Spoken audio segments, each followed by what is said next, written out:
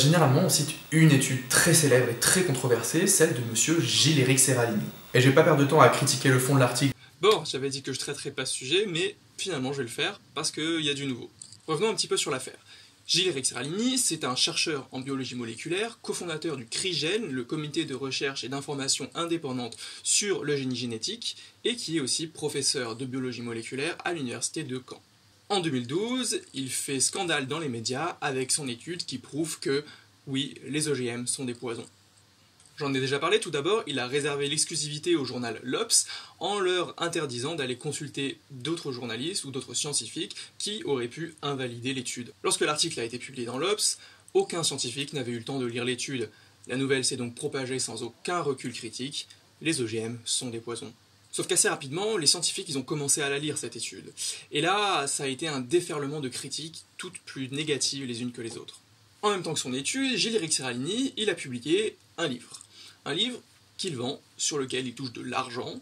On a donc un conflit d'intérêts assez clair. Bon, alors le fait qu'il publie un livre, ça ne veut pas forcément dire que ce qu'il dit dans son étude est faux, mais c'est quelque chose à garder en tête. Et niveau conflit d'intérêts, même si Serralini déclare dans son étude n'avoir aucun conflit d'intérêts, bien, il a fait un montage financier pour cacher qu'il a été financé par Carrefour et par Auchan.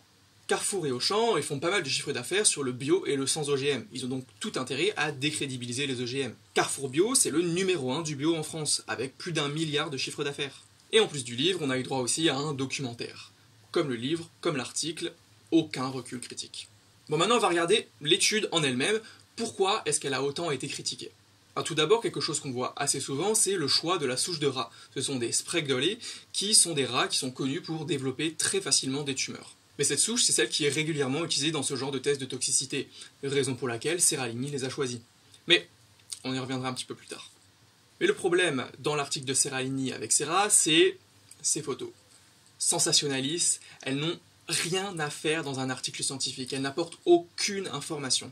Ce que ces photos montrent, c'est que les rats ont des tumeurs. Bah oui, c'est des Sprague-Dawley, évidemment qu'ils vont avoir des tumeurs.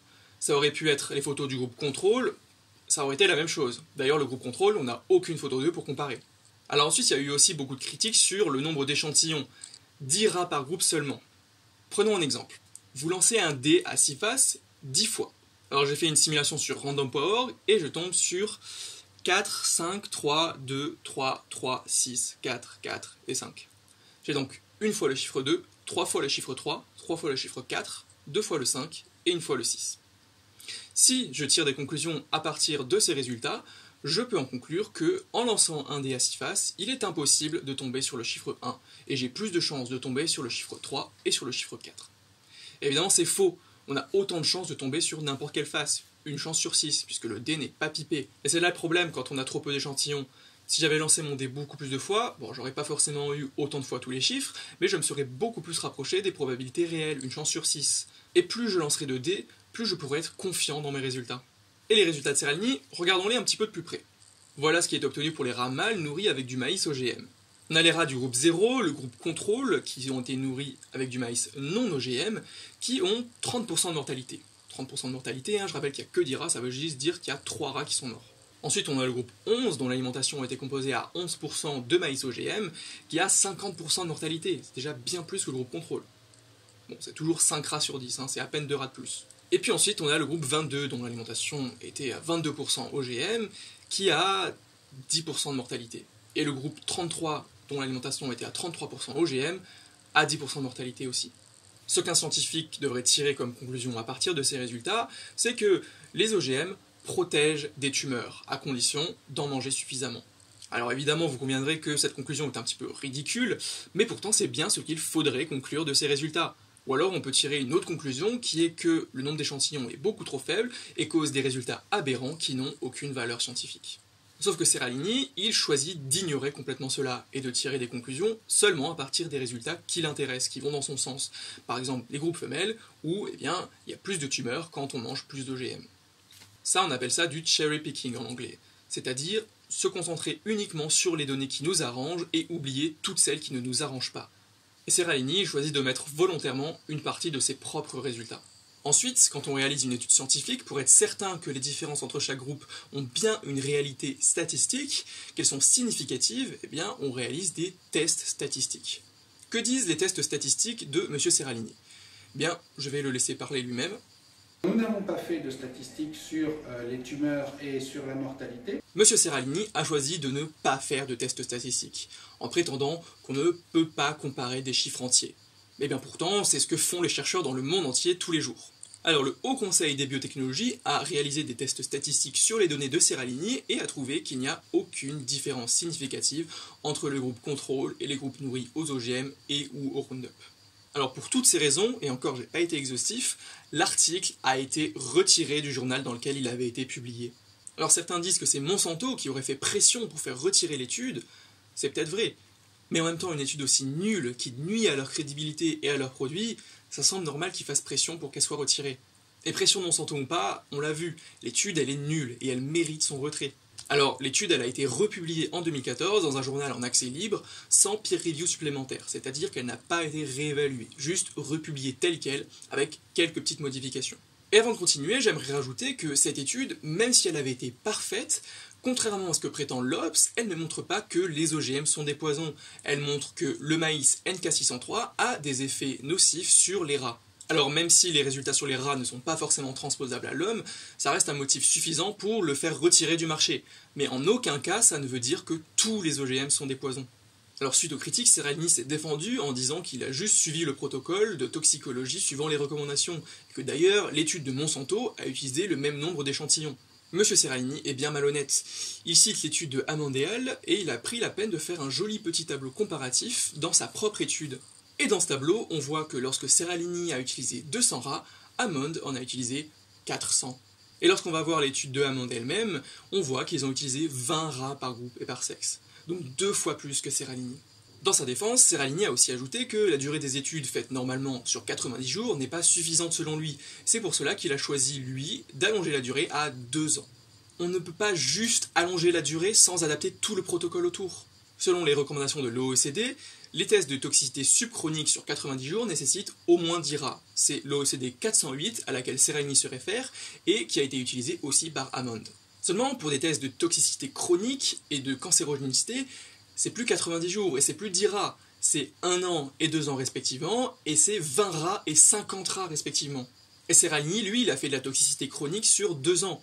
L'OECD 451, sur la toxicité chronique, elle recommande 1 an et 20 rats. 2 ans, c'est de la cancérogénicité, et il faut 50 rats. Je vous avais dit qu'on allait revenir sur les Sprague-Dawley, eh bien on va y revenir. Cette souche de rat n'est absolument pas adaptée pour des tests de toxicité aussi longs. Sur des tests de toxicité subchronique sur 90 jours, oui, mais sur des tests de 2 ans, non. Pour ce genre de souche dont le taux de survie est inférieur à 50% au bout de 2 ans, les Sprague-Dawley c'est 30%, l'OECD recommande 65 rats par groupe. On est loin des 10 rats de Seralini.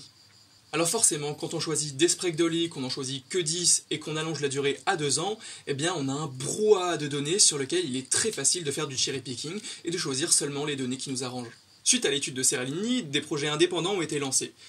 2 projets européens tout d'abord avec le projet Grace, pour GMO Risk Assessment and Communication of Evidence sur le Mont 810, un maïs BT qui est cultivé notamment en Espagne, avec une étude de 90 jours sur le maïs Mont 810 de Monsanto et une étude de 90 jours sur le Mont 810 de Pioneer. Ces 2 études n'ont trouvé aucun effet toxique du maïs Mont 810 sur les rats. À côté de cela, ils ont aussi réalisé une étude longitudinale et métabolomique sur 90 jours sur le maïs Mont 810 de Monsanto et une sur celui de Pioneer. Alors les études métabolomiques, c'est des études qui regardent donc le métabolome, l'ensemble des métabolites. Donc en gros, on va regarder le métabolisme pour voir si la consommation d'OGM influe sur celui-ci, ce qui pourrait indiquer une certaine toxicité. Et ces études n'ont trouvé aucune perturbation du métabolisme, ce qui confirme donc les résultats des 2 premières études, qu'il n'y a pas de toxicité du maïs Mont 810 sur les rats. Alors tout ça, c'est sur 90 jours. Seralini, lui, il prétend que c'est pas suffisant. C'est pourquoi le projet Grace a aussi réalisé une étude de 1 an sur le maïs Mont 810 de Monsanto. Et comme les autres études, cette étude n'a pas trouvé d'effet toxique du maïs Mont 810 sur les rats. Les conclusions du projet Grace sont donc que l'extension de la durée n'apporte aucune information supplémentaire par rapport aux études de 90 jours. Ensuite, on a un deuxième projet européen, le projet G-Twist, pour GMO 2-Year Safety Testing, qui est sur le maïs NK603, le maïs de Seralini, qui est un maïs résistant au glyphosate. Dans ce projet, ils ont réalisé 2 études sur le NK603, représentant 33% de l'alimentation pour la première étude et 50% pour la deuxième étude. Et les résultats sont qu'il n'y a pas de toxicité du maïs NK603 sur les rats. Et encore une fois, les études de 90 jours, Seralini, ça ne lui suffit pas. C'est pourquoi le projet G-Twist a aussi réalisé une étude combinée de toxicité chronique sur 1 an et de cancérogénicité sur 2 ans. Et vous vous en doutez, on a les mêmes conclusions, il n'y a pas de toxicité du maïs NK603 sur les rats. Ce qu'ils ont vu aussi, mais qui est déjà assez connu, c'est que plus on allonge la durée de l'expérimentation, plus il y a de variabilité, puisque les rats, ils vont être plus vieux, ils vont être plus malades. Un rat de laboratoire, ça vit entre 2 et 3 ans. Donc au bout de 2 ans, les rats, ils sont en fin de vie. Tout ça, ça va influer sur les résultats, et ce sera beaucoup plus difficile de les interpréter. Et pour que les conclusions soient robustes, il faut beaucoup plus d'échantillons. Et c'est d'ailleurs pour ça que les recommandations OECD sont de 50 rats minimum. Donc Seralini, avec ses conclusions sur 10 rats seulement, au bout de 2 ans, soit en fin de vie, avec des souches de rats connues pour développer des maladies et qui ont 30% de survie au bout de 2 ans, il peut aller se rhabiller. Alors ensuite, on a un troisième projet français, le projet OGM 90+, qui travaille en collaboration avec Grace et G-Twist et qui utilise exactement les mêmes maïs qu'eux, les maïs NK603 et MON 810, de la même origine. Eux, ils réalisent une étude de 90 jours, étendue ensuite à 180 pour voir s'il y a des effets ultérieurs. Et dans cette étude, ils analysent la pertinence d'analyses omiques, donc comme la métabolomique du projet Grace, mais aussi donc la protéomique sur l'ensemble des protéines, la transcriptomique sur l'ensemble de ce qui est transcrit, qui correspond à l'expression des gènes, etc. Tout cela sur 6 mois, afin de voir si c'est pertinent d'utiliser ce genre d'analyse dans l'évaluation des risques des OGM. Alors malheureusement, à ce jour, les données ne sont pas disponibles, mais de toute façon, ce projet-là, il n'a pas vraiment pour but de réfuter Seralini. Mais en conclusion de Grace et G-Twist, allonger la durée de 3 mois à 1 voire 2 ans n'apporte aucune information supplémentaire. Et c'est juste de la maltraitance animale supplémentaire, puisque on va allonger la durée, donc on va faire souffrir des rats pendant plus longtemps, on va augmenter le nombre de rats, donc on va faire souffrir encore plus de rats, et encore plus si c'est des sprague-doli ou des souches de rats qui développent facilement des maladies. Bon d'ailleurs, les 3 projets, ils ont utilisé des Wistar, pas des sprague-doli. Et les Wistar, ils ont un taux de survie à 2 ans de 70%. Toute cette souffrance animale pour n'avoir aucune information supplémentaire. D'ailleurs, en parlant de souffrance animale, le protocole de Seralini, il dit euthanasier les rats dont les tumeurs atteignent plus de 25% de leur poids. Je pense que là, on est au-dessus des 25%. Toutes ces contre-expertises, elles ont coûté 15 millions d'euros. 15 millions pour réfuter une étude qu'on savait fausse dès le début. Alors, au lieu d'avouer leur erreur de 2012 et de s'excuser, l'Obs a choisi de donner à nouveau la parole à M. Seralini. Dans cet article, il se plaint, je cite, qu'on ait détourné des fonds publics. Pourtant, c'est bien lui qui avait expressément demandé plus d'études sur les OGM. Mais comme elles ne vont pas dans son sens, ça devient du détournement d'argent public. Dans cet article, il se plaint qu'on n'ait pas refait exactement le même protocole que le sien. Évidemment qu'on ne va pas refaire exactement le même protocole que le tien, puisqu'il est minable ton protocole, et qu'on ne peut pas tirer de conclusion avec ce protocole. Alors ensuite, il prétend que le sprague-doli ne développe pas de tumeur naturellement, alors que ça fait depuis les années 80 qu'on le sait, là c'est juste de la malhonnêteté.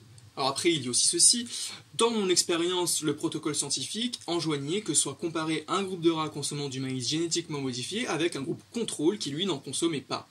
Si un rat du groupe contrôle a une tumeur, on la déclare naturelle, puisqu'elle n'est pas due au maïs OGM. Si beaucoup de rats du groupe contrôle ont beaucoup de tumeurs, alors il est aisé de déclarer que les rats sont très sujets aux tumeurs, et d'exclure statistiquement une grande quantité d'entre eux dans le groupe qui consomme du maïs OGM, pour que la comparaison ait soi-disant du sens. Donc en gros ce qu'il dit, c'est que si dans le groupe contrôle 3 rats ont des tumeurs, elles sont naturelles, et si dans le groupe qui consomme des OGM, il y en a exactement le même nombre qui ont des tumeurs, c'est dû aux OGM.